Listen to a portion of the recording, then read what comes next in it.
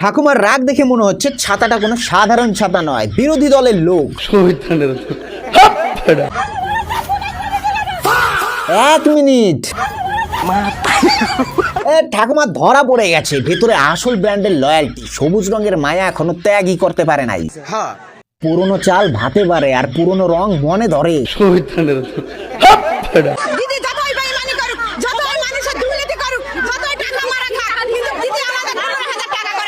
মানে ব্যাপারটা কেমন বলতো, আপনার পুরো বাগানটা কেউ সাফ করে দিয়ে চলে গেল আর আপনার হাতে ধরিয়ে দিল একটা আধ খাওয়া গোলাপ ফুল।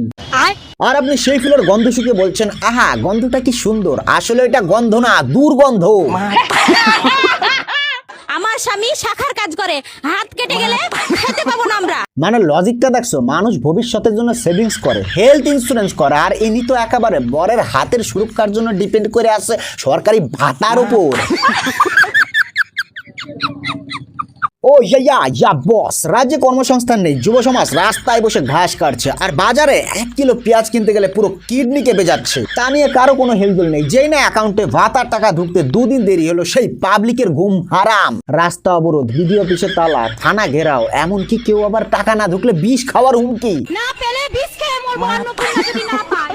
মানে যে টাকা দিয়ে সারা মাসের তেলের খরচ হবে না, সেই টাকার জন্য বিষ খেয়ে জীবন দিতে রাজি। তো চলো আর বেশি কথা না বলে যে সমস্ত ভাতা না পাওয়া পাবলিক রয়েছে তাদের নিয়ে একটু চুলচিরা বিশ্লেষণ করা যাক। अभी मजा आएगा ना भिड़ो।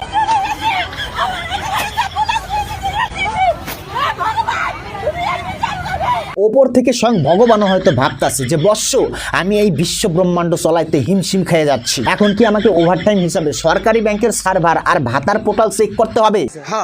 রাজ্যের লাখ লাখ ছেলে মেয়ে পড়াশোনা শেষ করে বগলের নিচে ডিগ্রির কাগজ নিয়ে ঘুরতে ঘুরতে বগলের চুলের ঘষায় মার্কশিটের নাম্বার উঠে গেছে, তবু এইরকম কেউ মরা কান্না করে আমার কাছে বিচার চাই নাই। আর তোমরা ফ্রির ভাতা না পেয়ে সোজা আমার কাছে বিচার।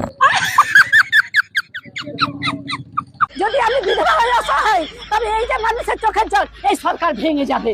অস্কার জুরি বোর্ডও সোজা মাথায় হাত দিয়ে বসে পড়বে এনার অভিনয় দেখলে। রাস্তায় বসে ফ্রির ভাতার জন্য কান্নাকাটি করে বাড়ি দিতে দিতে একটা সাতার জীবন নিয়ে নিল।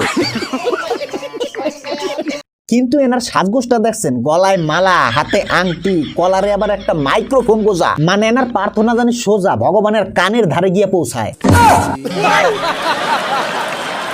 প্রত্যেকটা মাসের শেষে বলবে ঢুকেছে কি ঢোকেনি, তাহলে অন্নপূর্ণার নাম বদল করে রাখতে হবে ঢুকেছে কি ঢোকেনি। ঘরের ছেলেটা চাকরির মেরিট লিস্টে নাম ঢুকলো কিনা তা নিয়ে তাদের কোনো মাথা ব্যথা নেই। মেয়ের স্কুলের রেজাল্ট শিটে নাম কোথায় তা নিয়ে তাদের কোনো আলোচনা নেই। কিন্তু অন্নপূর্ণা ভান্ডার ঢুকছে কি ঢুকে না বলায় সোজা নাম চেঞ্জ করার বিক্ষোভ।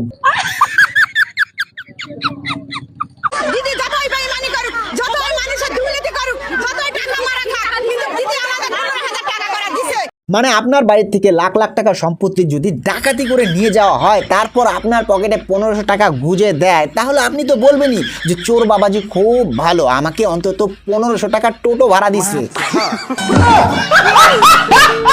আপনার সন্তানের চাকরি বিক্রি হয়ে যাচ্ছে, স্বাস্থ্য ব্যবস্থা ভেঙে পড়ছে, প্রশ্নপত্র ফাঁস হয়ে যাচ্ছে, সাধারণ মানুষের কোটি কোটি ট্যাক্সের টাকা লুট হয়ে যাচ্ছে, তাতে আপনাদের কোনো অসুবিধা নাই, কারণ আপনার অ্যাকাউন্টে ভাতার টাকা ঢুকছে।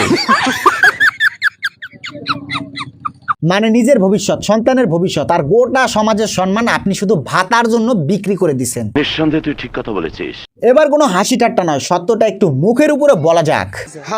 দেখো বস, সরকারের পরিষ্কার বুঝতে হবে এই খয়রাতির রাজনীতি আর এই ফ্রির ভাতার টাকা এবার বন্ধ করার সময় এসেছে। মানুষকে পরনির্ভরশীল না বানিয়ে রাজ্যে কলকারখানা আনুন, যুব সমাজের জন্য স্থায়ী কর্মসংস্থানের ব্যবস্থা করুন। 1500-3000 টাকার অনুদান দিয়ে মানুষকে অভ্যাসবশত ভিখারি বানিয়ে রাখার চেয়ে তাদের যোগ্য কাজ দিন। তাদের আত্মবিশ্বাসের সাথে বাঁচতে শেখানোটা অনেক দরকার। ভাতা সাময়িক পেটের খিদে মেটাতে পারে, কিন্তু কর্মসংস্থান ছাড়া কোনো রাজ্য বা সমাজের মেরুদণ্ড সোজা হয়ে দাঁড়াতে পারে না। সঠিক বলেছেন, আপনার বুদ্ধি ভালো। কি বস, কথাগুলো হয়তো তেতো লাগলো, কিন্তু এটাই কঠিন সত্যি। ভিডিওটা ভালো লাগলে শেয়ার করে বাকিদের চোখটা খুলে দাও। আর আজকের মতো এতটুকুই, দেখা হচ্ছে পরের ভিডিওতে। Tata, bye bye.